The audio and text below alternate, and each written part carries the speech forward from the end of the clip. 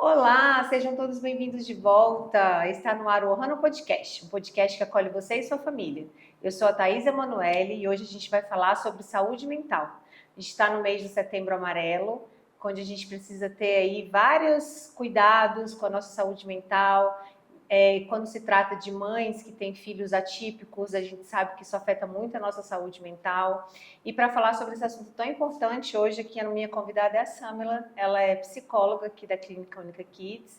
É um prazer você estar aqui com a gente, muito obrigada por ter aceito o convite. E a gente vai falar um pouquinho sobre essa questão de saúde mental.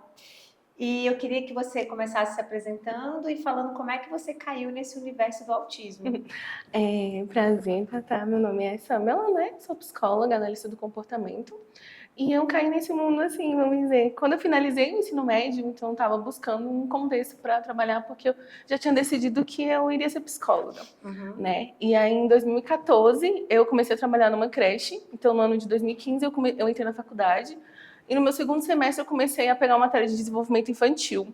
Então, literalmente, o que eu estava vendo ali na teoria, eu estava aplicando na prática. E desde então, eu me apaixonei pela área. Então, todo o decorrer da minha faculdade, os estágios, foi todo direcionado para a área infantil mesmo, e eu fui me especializando cada vez mais, principalmente com crianças neurodivergentes, né? Então, eu já fiz muitos estágios e isso foi me ajudando a amar ainda mais o contexto. Nos meus últimos anos da faculdade, como eu já trabalhava com crianças e eu tinha uma turminha que eu já estava 3 anos com ela. E aí eu tive que sair, né, por conta de terminar a faculdade. Então, quando eu voltei para a formatura dessas crianças, tinha uma criança que era autista na turma. E aí eu chamei ele para abraçar. E ele falou que não iria me abraçar porque eu tinha abandonado ele, então eu tinha deixado ele para trás. Então eu falei, realmente é isso que eu quero, trabalhar todo esse contexto que eu quero, e tô até hoje. Ai, que legal, muito bom. Ai, desculpa, eu não me emociono. Ai, gente, é assim mesmo. A gente sabe que quando a gente trabalha com essas crianças, elas mexem muito com a gente Sim. mesmo e a gente se emociona mesmo. Ai, que lindo! Ó, pode respirar, quer tomar uma aguinha? Quero. Aqui, pode tomar água. Desculpa. Imagina, que desculpa que nada, é assim mesmo. Ai, gente, a Samela se emocionou aqui, mas é assim mesmo, quando a gente faz o que a gente ama, Sim. mexe com a gente mesmo. Como que você definiria saúde mental e qual é a importância da gente cuidar da nossa saúde mental no dia a dia?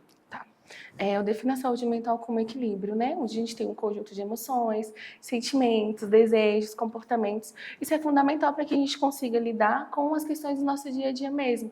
E a gente sabe que é muito complicado, que é muito corrido. E é muito complicado, muito corrido mesmo. A gente que tem filhos atípicos, o meu filho está com 14 anos, está na adolescência. Achei que não ia ter problema na adolescência e o menino tá revolto. Tá preguiçoso, não quer ajudar a fazer as coisas. E aí junta a nossa correria de trabalho, mais terapia, mais coisa, e a gente para de olhar pra gente, né? E aí é que começa a vir essas questões aí da saúde mental, porque aí você começa a ficar com muita coisa para fazer ao mesmo tempo, você acaba não se cuidando, e eu sempre pego da premissa de eu cuido do outro. Então, meu filho precisa de mim. Sim. Mas eu também preciso me cuidar, porque para cuidar do outro, eu preciso estar bem. Sim. Então, se eu não me cuidar, quem é que vai cuidar de mim, né? Então, quando você fala dessa questão de cuidar do outro, né, que precisa também, a gente também tem que lembrar que muitas vezes a gente se coloca o outro como prioridade, é claro. Você vai colocar seu filho como prioridade, mas às vezes quando a gente quer tirar um tempinho pra gente mesmo para se cuidar, a gente se culpa por isso. Sim, eu ia te falar, eu me sinto muito culpada, assim, porque às vezes eu quero fazer alguma coisa só pra mim. E aí eu falo, nossa, mas eu poderia estar aqui fazendo com ele, ou com o pai, ou com minha outra filha. E aí vem aquele sentimento de culpa, mas aí agora, tá, gente? Depois de muito tempo de terapia, que já tem muitos anos que eu faço terapia, agora eu consigo falar, não, eu preciso fazer alguma coisa só pra mim. É importante que eu esteja bem, para que eu, né, consiga estar ali inteira pro outro, né, no cuidado do outro. Mas não é uma coisa fácil. Sim, é um processo. É uma coisa muito difícil, assim, você conseguir falar, opa, calma, eu preciso me olhar, eu preciso de ter uma atenção comigo, de fazer coisas que eu gosto, Mas geralmente, Samila, eu nunca, assim, é muito raro eu conseguir fazer alguma coisa pra mim, porque Uhum. sempre tem a questão dos outros na frente e a gente vai virar uma bola de neve, né? Sim, E aí acaba que isso prejudica, enfim, porque a gente, igual eu falei, a gente precisa estar bem para cuidar do outro, isso. senão. Muito bem. Você pode compartilhar um momento em que sua saúde mental foi desafiada? Claro. Então, teve um período que eu estava realmente sobrecarregada por questões de estar fazendo muitas tarefas ao mesmo tempo, né? Então, vamos dizer, uma parte mesmo profissional ali. Então, eu trabalhava para uma empresa que era literalmente de domingo a domingo. Isso, aos poucos, foi me afetando. Então, eu fui ficando sem dormir muito bem, muitas vezes. Eu não conseguia comer direito. Eu comecei a me isolar de forma social. Então, eu sempre fui o tipo de pessoa que gosta de sair, de gosta de se comunicar com os outros. E eu fui fazendo isso e sem perceber. Porque acabou se tornando tão automático os meus afazeres dentro da empresa que eu fui ficando sem perceber. Até que eu tive o apoio ali, né, do meu marido, do meu irmão, para me dar um estalo. Opa, Samela, não tá certo. Você tá vendo que você não tá conseguindo dormir. Você tá vendo que durante o final de semana eu não dormia e durante a semana eu já dormia demais. Então eu chegava do Nossa. trabalho, eu não conseguia fazer mais nada dentro de casa.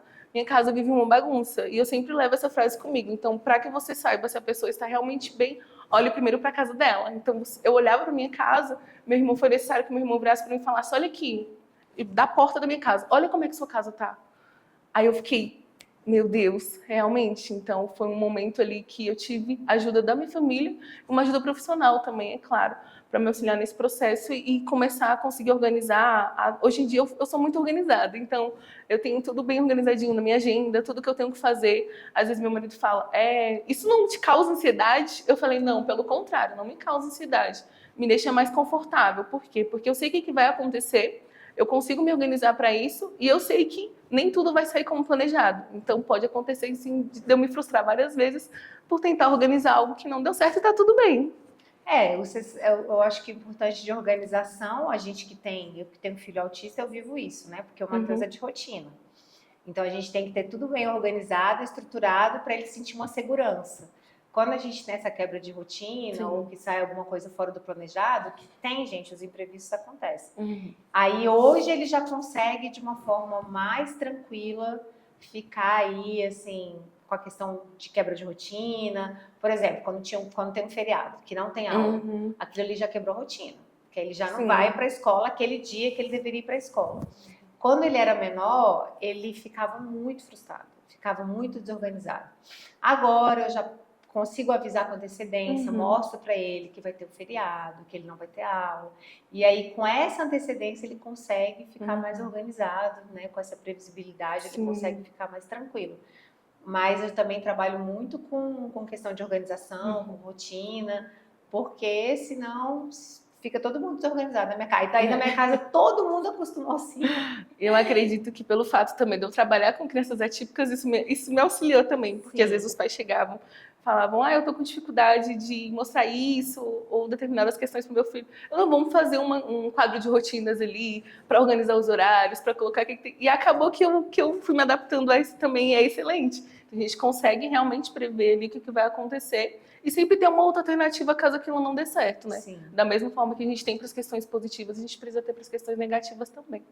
Então você lidou com ajuda profissional. Com ajuda profissional Então, e minha rede de apoio. e você continua fazendo terapia. Continua até hoje. Gente, terapia é É vida. Se eu importante. falar que é importante, beijo pro meu terapeuta, Guilherme, é para assistir, hein? Eu falo que terapia é vida, Sim, porque a gente precisa, né? A gente precisa. sim. É uma coisa que a gente faz pela gente também, Uhum. né? É uma maneira de você estar se cuidando, não é? Sim, com certeza. Muito bem. Quais sinais indicam que alguém. Ah, você acabou de falar. Quais os sinais que indicam? Você falou sobre essa questão da bagunça. Eu nunca tinha parado para pensar nisso. Que quando a nossa casa está desorganizada, é porque a gente está desorganizada, é isso? Eu associo dessa forma.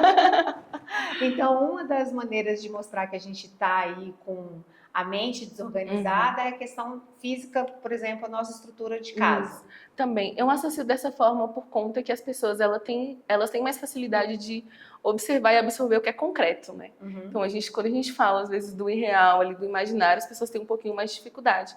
Então, quando você vê o concreto mesmo, de que está desorganizado, é bom que você associar. Por quê? Porque se você é uma pessoa que consegue ter uma organização que está bem, né? Que está com a saúde mental, vamos dizer, em dia, nada disso vai estar desorganizado. Então, vai estar dentro dos padrões. Apesar de ter questões que a gente pode se frustrar, que não podem dar certo, mas ainda assim você vai encontrar uma outra alternativa para aquilo. Porque geralmente quando a gente tem crise de ansiedade, ou quando uma pessoa tem uma crise do pânico, por exemplo, a gente sente sintomas físicos, apesar que é uma questão emocional, mas o nosso corpo, ele dá sinais físicos de que não está bem. Sim. Né? Que então você começa a ter uma dor no peito, ou você fica com falta de ar, ou você fica muito acelerado, o coração dá um ataque cardíaco. Isso tudo pode ser decorrência de problemas mentais, assim, que a sua saúde mental não está bem, não está boa. E aí a gente tem o físico. Então, essa questão de realmente você não ter ânimo para organizar a casa, para arrumar a sua casa, é um dos sinais de que tem alguma coisa ali que não está bem. Que não está bem. Que precisa ser investigado. Infelizmente, as pessoas hoje em dia no mundo que a gente está associam muito essa fraqueza, né? Então, quando às vezes a pessoa, dependendo de quem ela fala também, com quem ela fala, isso é levado mais para o lado negativo do que para o lado positivo. Então, infelizmente, a gente sabe que hoje em dia está sendo muito rotulado, né? A questão de que se a pessoa não está bem, é frescura. Isso não é depressão, isso é besteira. Isso não é coisa de Deus. Ansiedade, isso não existe. Então, acaba que, infelizmente, as pessoas também têm esses rótulos, né? E em questão do acompanhamento profissional, a pessoa acha que não precisa, né? E se a pessoa em sã consciência, por isso que a pessoa com saúde mental em dia, ela consegue entender que, apesar da vida não estar tão difícil, assim, de estar conseguindo lidar com as coisas da forma natural, ela ainda assim precisa de uma ajuda profissional, porque se você está bem, você procura alguém para te auxiliar a melhorar ainda mais, então você vai evitar de que um problema se desencadeie e só procurar um profissional quando está com uma bola de neve. E isso é real mesmo, assim, porque eu sempre faço a terapia, mesmo nos meus altos e baixos, mesmo quando eu estou assim, me considerando que eu estou super bem, eu continuo fazendo, porque é isso que me dá força para lidar com os outros problemas.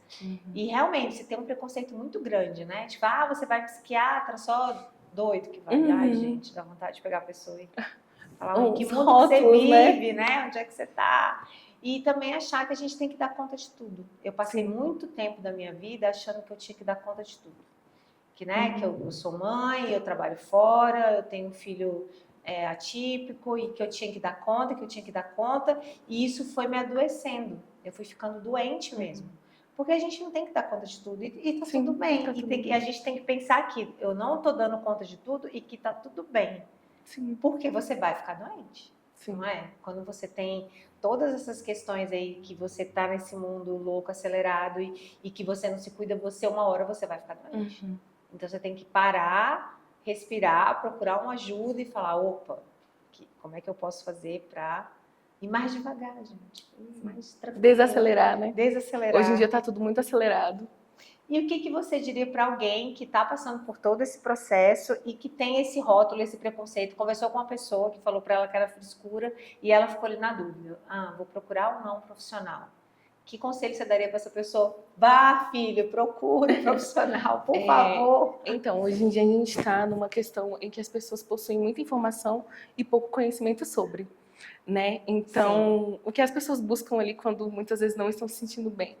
É óbvio que a gente vai procurar conversar com quem a gente se sente confortável, com quem está próximo, mas se você vê que é uma pessoa que só traz questões negativas, que é sempre negativa, que você está com uma dificuldade, ao invés dela te ajudar, ela vai falar que você é um louco por procurar um profissional, então já é um sinal de alerta, né? Se as pessoas estão hoje em dia com muita informação e pouco conhecimento, então buscar um pouquinho mais de conhecimento sobre, né? De entender um porquê do processo ali psicoterapêutico. Então, geralmente eu costumo também fazer muita psicoeducação, para que a pessoa entenda o porquê está procurando um psicólogo, que não necessariamente a pessoa tem que procurar quando algo ruim acontece.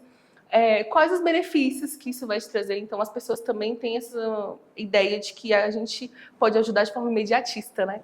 E não é assim que funciona. Não, é um processo, É um processo. Da mesma forma que a pessoa está se sentindo bem, não está com a saúde mental boa, aconteceram várias questões ali para que isso chegasse a esse ponto. Então, a gente também auxilia a reverter, né? Eu pensei numa coisa que agora que veio na minha cabeça, eu assisti uma palestra esses dias sobre saúde mental, de que muitas vezes a pessoa pode estar sorrindo, ela pode estar ali conversando com você, mas ela não está bem.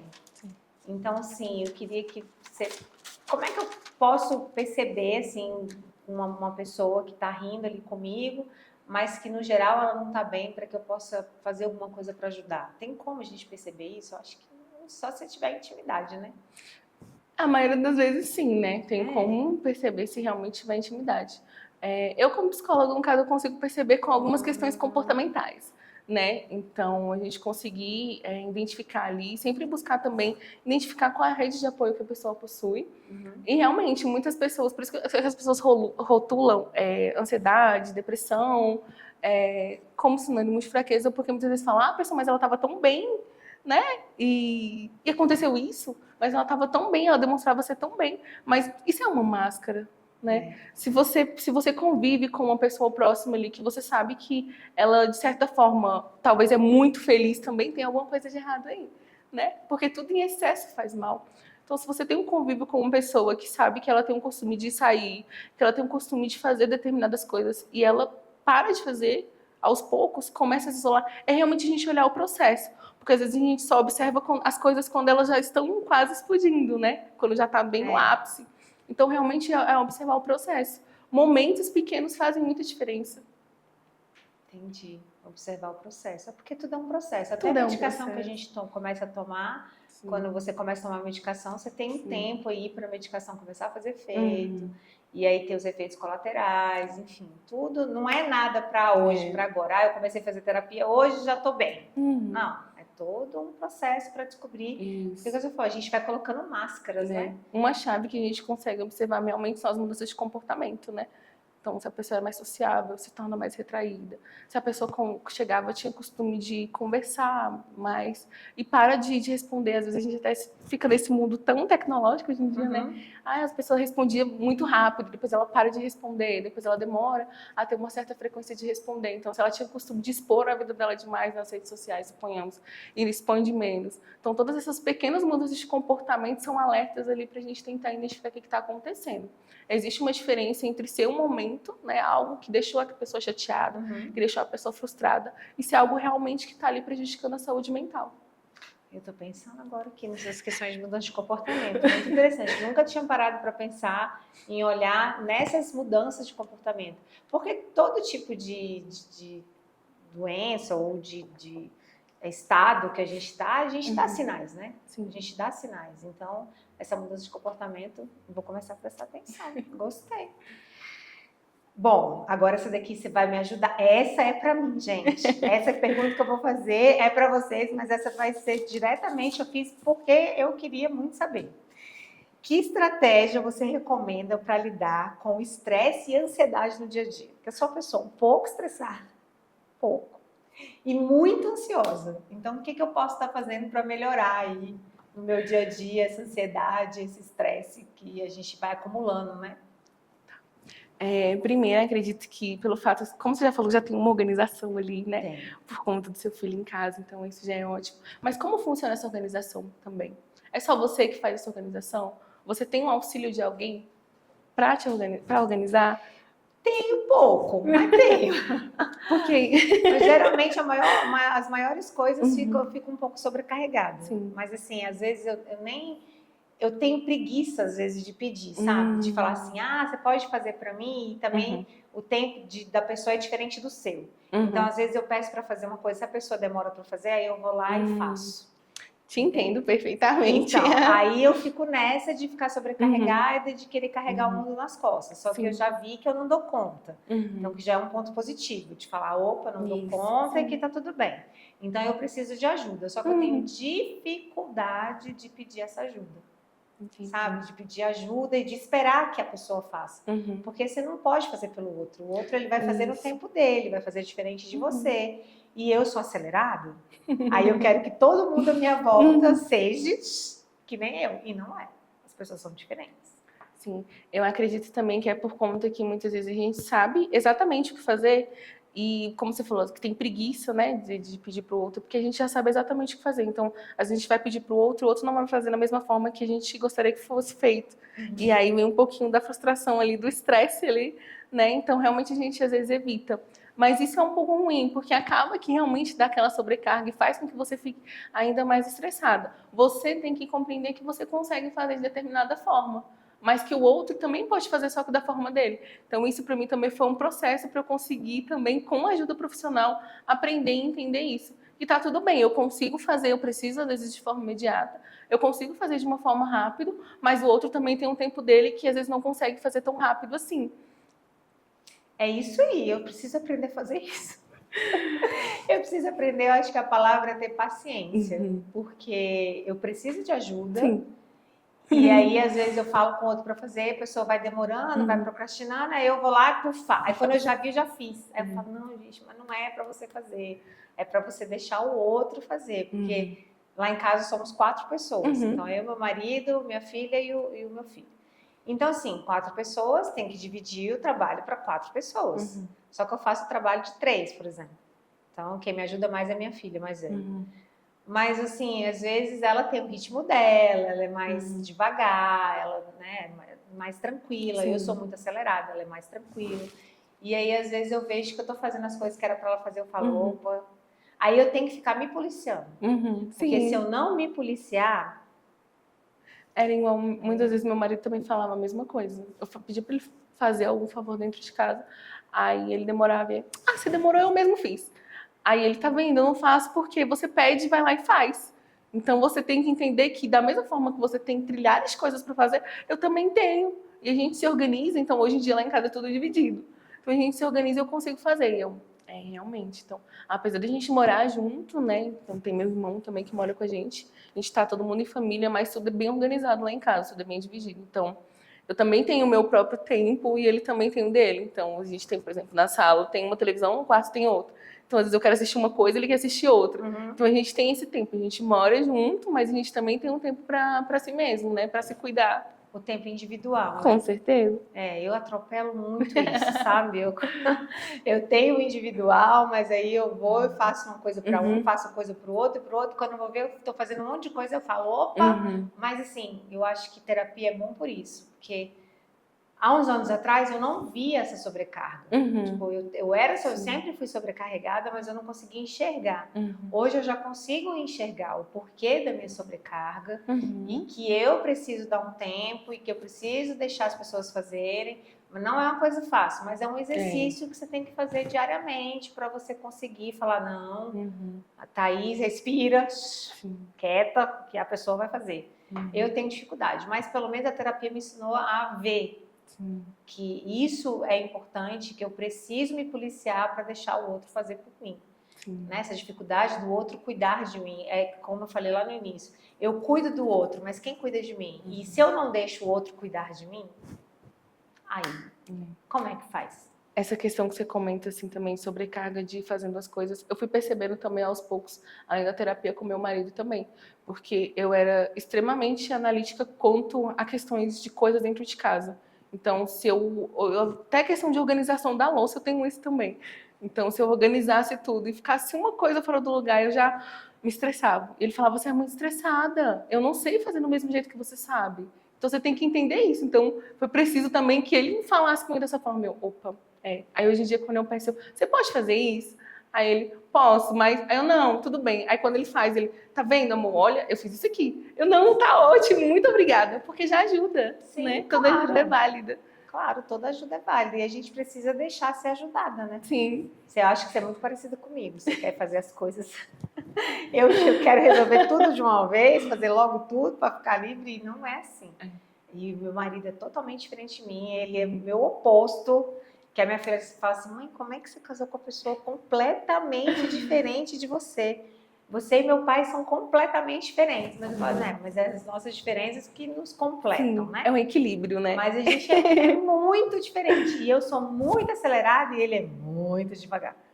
Então, assim, a gente tem que ir se ajustando para que eu tenha paciência com a questão dele mais devagar e ele tenha paciência com esse meu jeito mais acelerado de fazer tudo. Ele fala para mim, calma, relaxa. Eu falo, para de falar para eu ficar calma. Não funciona. Relaxar.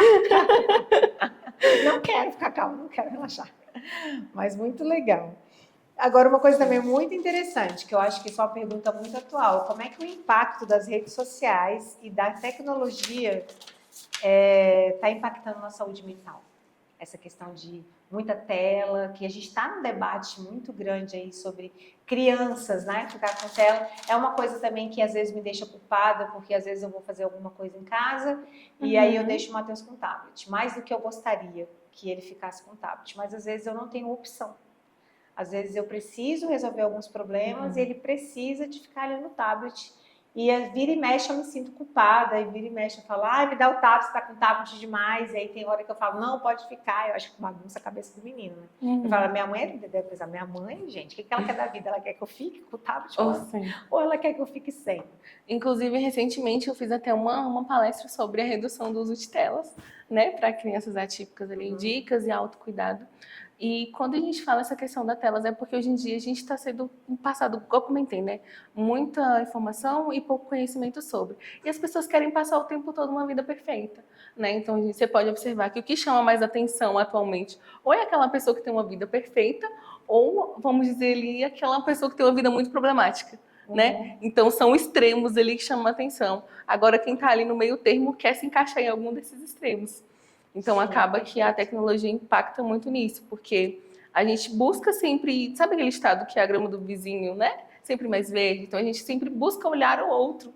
Então esse buscar de olhar o outro, a gente esquece de olhar a si mesmo, né? De cuidar de si mesmo. Então a tecnologia ela está impactando muito na saúde mental das pessoas justamente por conta disso, porque a gente vê muito extremos e não vê quem está ali no meio termo. Então, as pessoas que ficam famosas, as pessoas que ganham mídia, as pessoas que aparecem muito mais, são as pessoas que estão nesses extremos. E nós ali que estamos no meio, são as pessoas que ninguém percebe. Por quê? Porque consegue ter um equilíbrio entre os dois lados, né? E quem realmente se mostra muito mais é quem chama muito mais atenção hoje em dia. E é o que você falou, é o que dá mídia, é o escândalo, é alguma coisa assim ruim ou a vida perfeita que não existe, né? De você ficar se comparando com a vida de uma blogueira que não faz nada da vida. Que eu falo, gente, a pessoa não faz nada da vida. A pessoa vai para academia de manhã, eu não dou conta. Eu trabalho de manhã, eu trabalho à tarde, tem as terapias do Matheus. Então, assim, não tem como eu encaixar minha vida num padrão de vida perfeita de Instagram. Só que isso tem mexido com a cabeça das pessoas, né? Sim, muitas vezes, porque assim, a gente sabe que pessoas ali também que estão na mídia são pessoas que, querendo ou não, financeiramente são bem-sucedidas, vieram de uma família desse jeito, e outras ali realmente também que estão subindo degrau por degrau, né? Só que as pessoas gostam de se comparar a isso, elas gostam de perceber e visualizar só onde a pessoa está naquele momento, não o que ela fez por trás, muitas vezes, para chegar ali, né? Então, essa questão mesmo do que eu falei dos extremos é o que chama realmente atenção. Então, essa comparação realmente prejudica muito, porque a pessoa só vê o que você está postando. Só vê realmente, de fato, o que está acontecendo no momento. E tudo por trás ali. A gente, às vezes, observa também essas pessoas, vamos dizer, esses digital influencer, né? Então, você vê a maioria deles que postam coisas muito felizes, vidas muito badaladas, coisas muito boas. Coisa boa, né? Mas você percebe que quando acontece alguma coisa ruim entre eles, eles já têm mídia, então eles ganham mídia muito mais, porque é um extremo, mas alguns deles ele preferem também não aparecer, porque não vão se expor, e outros que gostam realmente de se expor, vão se expor ali e ganham mídia com isso. Então, realmente, essa questão dos extremos que eu falei, né? Então, é isso que chama muita atenção dos outros. Chama atenção. E é ruim, porque você nunca vai ter essa vida perfeita de Instagram, né? Porque eu falo, gente, no Instagram todo mundo é feliz, todo mundo é rico, todo mundo tem muito dinheiro, todo mundo é feliz o tempo todo. Igual você falou, ninguém é feliz o tempo todo. Ninguém tem que estar feliz o tempo todo, né? A nossa vida é de altos e baixos. A gente tem momentos que a gente vai ficar frustrado, que a gente vai ficar chateado, que a gente vai ficar enlouquecido. Qual é a mãe que nunca ficou enlouquecida? Por favor, apareça e me conte. Porque a gente enlouquece mesmo. Então, assim, não tem como você ter essa alegria e tudo perfeito.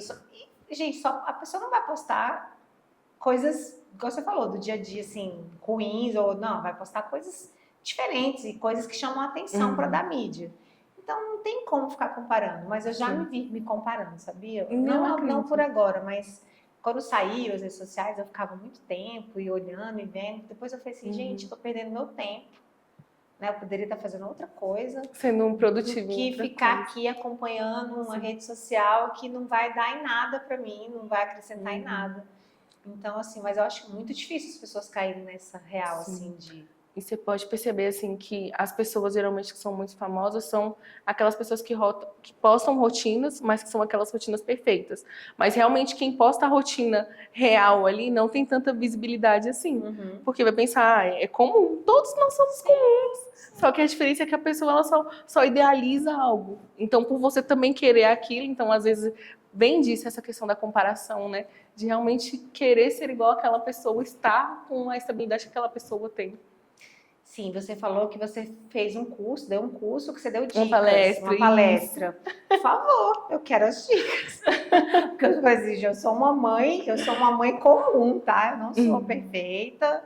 E assim, igual eu falei, às vezes eu acho que o Matheus está mais com tela do que eu gostaria que ele ficasse. É claro que ele não fica o tempo todo. Sim. Lá em casa a gente tem regra, por exemplo, para comer. Ninguém fica com o celular na mesa, ninguém fica com o tablet na mesa, hora de comer.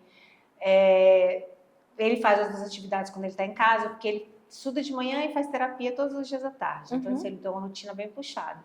E aí, quando ele chega em casa da terapia, eu deixo ele ficar um tempo com o tablet, porque, enfim, né, não acho que faz mal. Mas, às vezes, eu fico me culpando. Será que eu poderia estar fazendo outra coisa? Eu poderia tirar e colocar uma atividade para ele? E aí, quando dá esse estalo, eu falo, Matheus, vem, guarda o tablet, vamos fazer outra coisa. Mas não é todo dia que eu consigo fazer isso, entendeu? Aí eu queria que você me ajudasse. E tá tudo bem. Sua mãe não sentir tão culpada. Não, e tá tudo bem, porque eu entendo que realmente a rotina de mamãe atípica também é bem corrida, né? Eu acompanho isso diariamente, a minha vida é isso. Então, eu entendo que é bem complicado. O que eu dei dica de sugestões, assim, sobre o cuidado mesmo, como a gente pode estar tentando reduzir isso, é observar o que seu filho está assistindo. Então, a gente sabe que tem crianças que gostam de assistir determinados desenhos ou ver vídeos. Então, trazer o que ele tá ali na tela, né? Vamos dizer, o imaginário ali para o real. Então, trazer atividades do que ele está fazendo para a gente trabalhar ali fora. Então, vou dar um exemplo aqui de um paciente que eu tenho e ele gosta de jogar muito Minecraft. Acho que tem muitas crianças que gostam disso também, né? Então, tem umas atividades que eu gosto de fazer, é paper toy. É tipo uns bonequinhos que você monta, você imprime e monta. Você traz a criança para fazer esse lúdico, né? Você traz a participação da criança. Então, quando eu trouxe isso, rapidinho o interesse dele pelo tablet saiu, porque ele estava vendo aqui na tela, no jogo, e às vezes se frustrava porque o jogo não estava funcionando da forma correta. E quando eu trouxe algo para montar com ele, para elaborar com ele, então chamou a atenção dele de alguma forma. A gente sabe que as crianças também têm hiperfoco. Então, vamos utilizar esse hiperfoco de forma positiva, né? Então, se a criança gosta de Minecraft, vamos trazer a atividade do Minecraft para trabalhar fora. É uma criança que ele assiste, ele fica com a televisão ligada, mas ele tem aquela questão motora de ficar andando para lá e para cá. Vamos imprimir algumas atividades, algumas coisas e realmente colar na parede para que fique na vista, né, da criança ali para chamar a atenção. Então, coisas coloridas, trazer mesmo atividades diferentes ali. Se ele estiver nervoso, qualquer coisa, dá um papel e uma caneta para ele. Pronto. Aí ele vai querer que você escreva, ele vai querer que todo mundo escreva. Eu estava falando do hiperfoco do meu filho de papel de escrever, ele já faz isso. Ele assiste os desenhos, os vídeos. Aí uma coisa que eu fiz assim, para saber o que ele está assistindo, eu coloquei a conta do tablet a minha conta. Então eu consigo ver tudo o que ele está assistindo, porque aparece na minha conta o que ele acessa de vídeo no YouTube, de qualquer coisa que ele acesse, vem para minha conta. Então eu consigo ver os jogos que ele baixa. Porque, gente, o menino, ele parece que nasce já com um chipzinho lá de conhecer tudo, né? Porque ele baixa uns jogos que eu falo, menino, como é que você baixou isso? Aí ele assiste o vídeo ensinando como é que ele tem que jogar. Aí ele aprende a jogar desse jeito e joga, e aí depois ele vai para outro jogo, enfim. E aí ele pega, como ele tem hiperfoco em escrever, ele pega o que ele está assistindo e ele escreve no papel, o nome do desenho, ou o nome de um personagem. Uma coisa bem interessante dele é que ele sabe o que é segunda, sexta, e sábado e domingo por causa da programação da Globo. Então ele decorou a programação da Globo. Você pode perguntar para ele o que passa sábado na Globo. Ele vai te falar todos os episódios que passam sábado, todos os que passam no domingo, e de segunda a sexta ele sabe o que passa, porque aí ele já sabe o que é sábado e domingo por causa da Globo. Então domingo tem o Domingão Comum, que ele já sabe que é domingo. E às vezes ele escreve também a programação da Globo no papel. Então isso aí ele já faz, de transferir do tablet para o papel. Gostei da dica, vou continuar então. Mais alguma dica que você deu só lá que eu na tava palestra? Dando continuidade, né? Que ela tinha falado que ele gasta 500 folhas de papel por dia. Perguntou se tinha algum lugar que ele faria doação, porque ela falou que não estava conseguindo mais lidar com tantos papéis.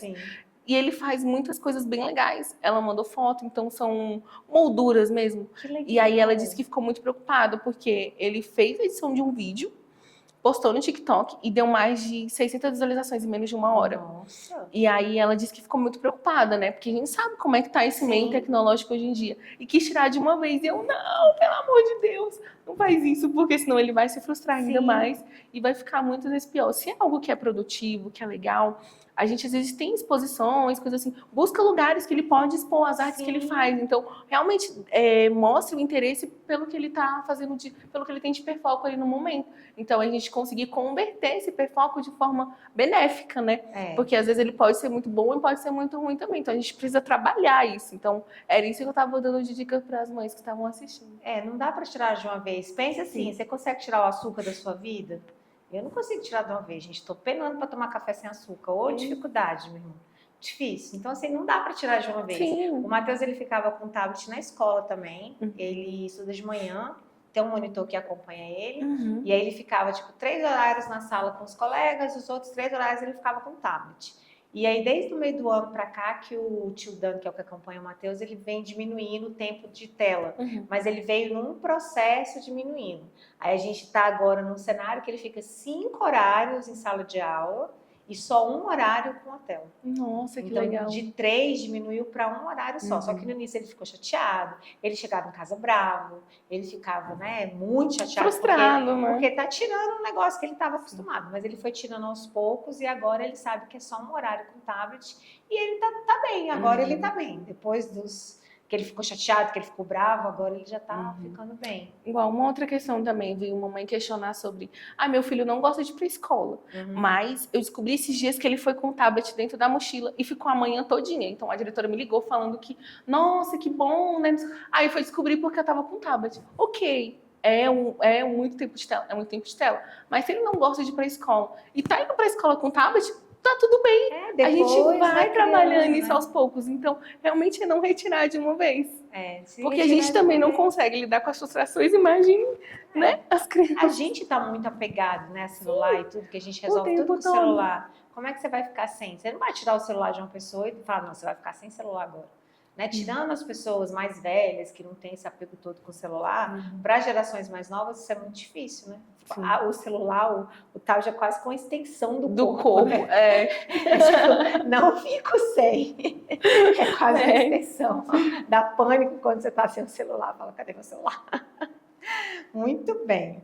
Queria saber como é que você vê a relação da saúde mental com a atividade física, porque todos os médicos que eu faço acompanhamento médico porque eu tive câncer, e eles falam, você precisa fazer atividade física.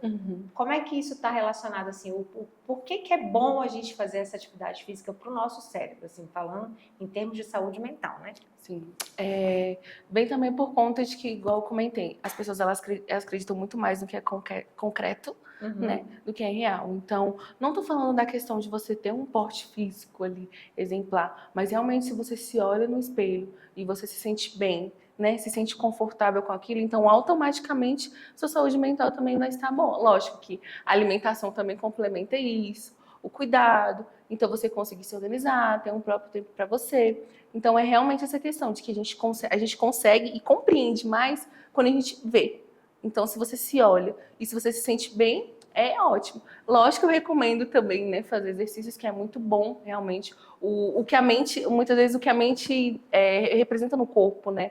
Então, o corpo e a mente estão sempre ligados o tempo todo. Então, o que acontece, como você mencionou, às vezes a questão da ansiedade, de a gente ter uma crise de ansiedade. Então, o corpo começa a suar, a gente começa a ficar nervosa. Então, realmente, é a mente ali externalizando para o seu corpo o que está acontecendo. Então se a gente faz atividade física, isso também faz bem para o cérebro automaticamente. Sim, cuidando de dentro para fora também. É uma via de mão de fora para frente. Isso, com certeza. Muito legal. E a gente está chegando ao final, viu? Muito bom! Eu queria que você deixasse uma mensagem para todas aquelas pessoas que estão assistindo a gente e que não estão aí tão bem assim com a sua saúde mental em dia. Que dica que você daria para essas pessoas, para que elas, né, sei lá, tomem uma atitude? O que elas podem estar fazendo para melhorar aí essa questão de saúde mental? Isso é muito importante, quando a pessoa ela reconhece, né? Buscar reconhecer se realmente ela tá numa saúde mental ali desestabilizada, então isso é o primeiro passo. É excelente. Então, buscar entender um pouquinho, buscar uma psicoeducação, buscar não só auxílio, né? Porque inicialmente quando a gente está com algum problema, a gente vai buscar ali nossa rede de apoio. Então, buscar não só um auxílio da nossa rede de apoio, mas de um profissional também. Buscar ter um conhecimento um pouquinho mais sobre, porque às vezes a gente acha que algo não aconteceu, não está bem, tudo bem. Mas se você volta e depois fica feliz e não resolve aquele problema, acaba que futuramente a gente sabe que vira uma bola de neve. Realmente é um trabalho mesmo eu falo que é um trabalho de formiguinha, né? É um processo. Então, realmente a gente repete muito isso, que é um processo terapêutico. Então, várias questões fazem parte do processo terapêutico que é completamente diferente de uma terapia. Então, se a pessoa realmente ela está com uma dificuldade e ela já compreende que isso é um problema, né? Uma dificuldade, uma questão ali de que está desestabilizando a saúde mental dela, isso já é o primeiro passo, já é um passo inicial. Já é um excelente passo, na verdade, para a gente começar a buscar fazer uma psicoeducação com a pessoa para que ela tenha um conhecimento e compreenda de que ela pode passar por esse processo e que não precisa necessariamente passar por isso sozinha. Gente, uma coisa assim que eu posso deixar assim que pode ajudar é você não achar que isso é frescura. Sim. Né? Que quando a gente está para baixo, que a gente está triste, que a gente está ficando muito tempo, como você falou, o excesso nunca é bom, né? Isso. Então, se você está muito tempo triste, isolado, como a Samela falou, se sua casa está bagunçada e era uma casa que costumava ser organizada e de uma hora para outra você acabou não dando mais importância para aquilo, que isso não é frescura, que a gente tem momentos na vida que a gente precisa de ajuda. Não é? A gente precisa de ajuda de um profissional mesmo. E que tá tudo bem, e que ninguém vai te julgar porque você tá precisando de ajuda de um profissional e vai se cuidar, porque não é frescura, psiquiatra tá aí para ajudar a gente, né? Para ajudar a gente a conter as nossas ansiedades, as nossas frustrações, porque a vida já é muito difícil e aí se a gente tenta fazer tudo sozinho, a gente acaba não dando conta, né? E na realidade a gente meio que de certa forma sempre precisa do outro, né? Nós só somos seres sociáveis ali. Então a gente precisa do outro para alguma forma. Essa roupa que você está vestida, essa que eu estou também foi produzida por alguém. A gente precisou de alguém para que a gente estivesse com essa roupa, para que você estivesse com esse brinco, então para que a gente estivesse da forma como nós estamos. Então é muito importante. A gente sempre também olhar para o outro, né? Ai, gente, é isso. Muito obrigada. Muito obrigada por ter topado. Não esqueça de seguir a gente nas nossas redes sociais, o @runopodcast, o @unicakids. E eu conto com vocês para mais episódios mais pra frente. Beijos. Tchau. Obrigada. Tchau, tchau.